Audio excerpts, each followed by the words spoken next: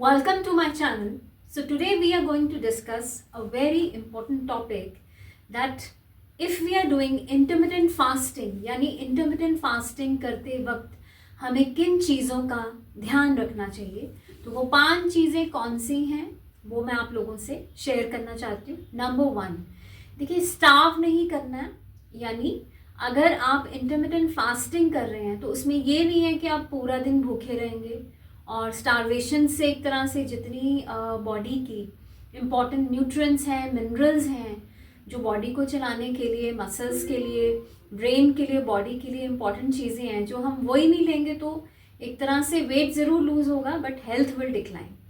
सो second important चीज़ है keep your self hydrated.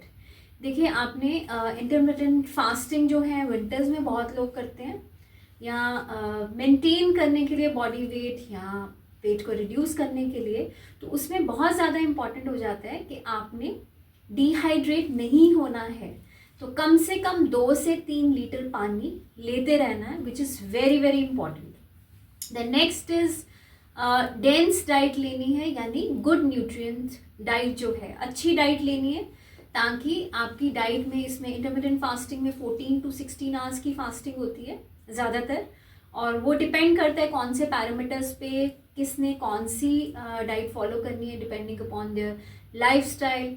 सो वो 14 से 16 आवर्स की जो फास्टिंग है, तो उसमें हम लोग सिर्फ 2 ही बार खाने के लिए देते हैं।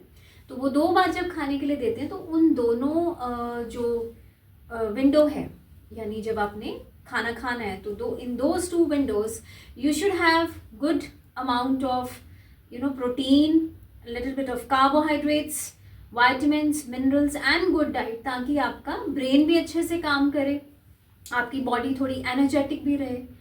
और उसके साथ साथ कुछ बॉडी के सिम्टम्स होते हैं। नंबर 4, जो सिम्टम्स हैं, अगर इस तरह के कोई सिम्टम्स आपको आ रहे हैं during intermittent fasting, so intermittent fasting is not meant for those people. So ये सिम्टम्स क्या है? माइग्रेन होना, हेडेक होना, ब्लर्ड विजन होना, चक्कर आने, बहुत ज़्यादा फटीग फील करना, लो एनर्जी होना, लो सोडियम हो जाना, या बहुत ज़्यादा थकावट फील होनी, घबराहट होनी, या कई लोगों में देखा गया है कि स्टमक डिस्टर्ब हो जाता है बहुत देर तक अगर वो खाना नहीं खाते हैं। तो अगर इस तरह के भी कोई सिम्टम्स हैं तो प्लीज़ आप इंटरमिटेंट फास्टिंग बिल्कुल नहीं करेंगे, प्रिकॉशंस रखनी है, अवॉइड करना है उसमें।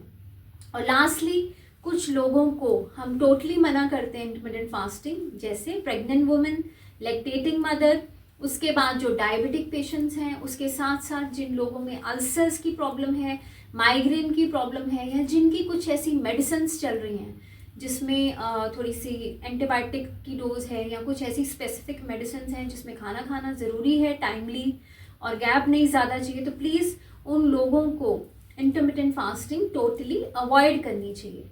इसके रिगार्डिंग कुछ भी डिस्कस करना चाहते हैं तो मेरे चैनल को सब्सक्राइब कीजिए। आप मुझे इंस्टाग्राम पे भी फॉलो कर सकते हैं। Thank you.